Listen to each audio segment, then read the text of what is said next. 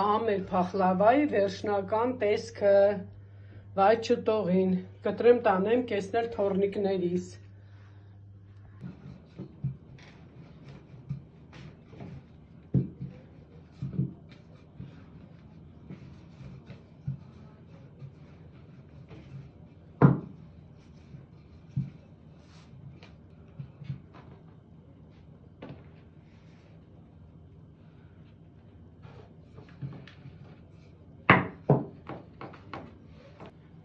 Մեջտեղի շերտը ուղարկում եմ թխելու, բայց որպեսզի շատ չբարձրանա, պատարակաղով ծակծկում եմ մի քանի տեղ, որպեսզի շատ չբարձրանա, տեղադրելուց հարմար լինի։ Թխվելուց մի քիչ փոքրանալու է, դրա համար եմ այսպես թխել, ոչինչ, եթե եղավ կողքերից կհանեմ։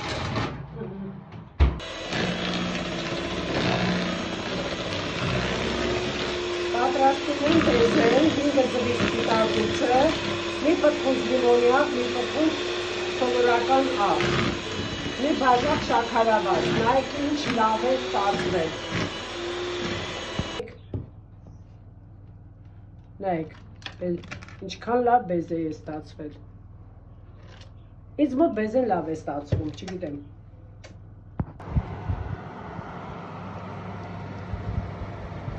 Քիչ աղացած դարչին, բավական է, որտեղ կան մարդիկ, որոնք չեն սիրում, և մեր մանրացած ընկուզը։ Նայեք, ձեինք, նայեք ինչ բեզե է։ Քսում ենք, բաժանում ենք երկու մասի,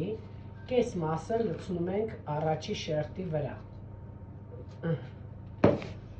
Տարածում ենք, նայեք, անկյուններն էլ ենք լավ տարածում, որպեսզի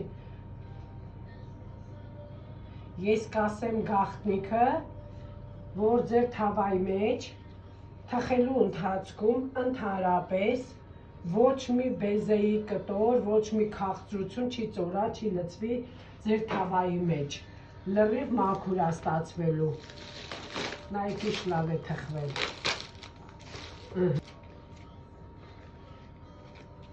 Շատ լավ է թխվել, ես սիրում եմ, որ մեջի շերտը լավ թխված է լինում, չի լինում, ինչքան շատ այնքան համեղ է լինում, 5 ձվի սպիտակուց ենք խփել մեր բեզեն, վերջ,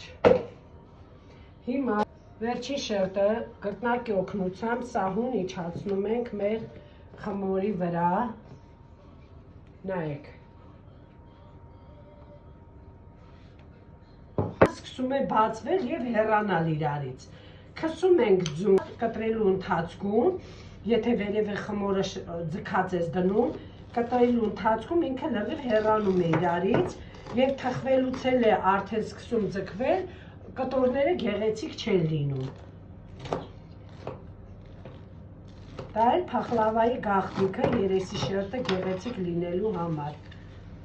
Իմնի կողքերն էլ են փակ, լրիվ, ներքևի շերտը բերել եմ վերևի շերտի վրա, ընդհանրապես թավայի մեջ ոչ միակ բեզե քաղցրություն բան չի ծորա անցնի թավայի տակը։ Կտրեցինք, այժմ կտրում ենք այս դիրքով արդեն, որպեսզի ստանանք մեր փախլավան։ Մի քիչ փոքրիկ անենք, 300 գրամ մեղր, ինձ թվում է բավական։ Ոյ,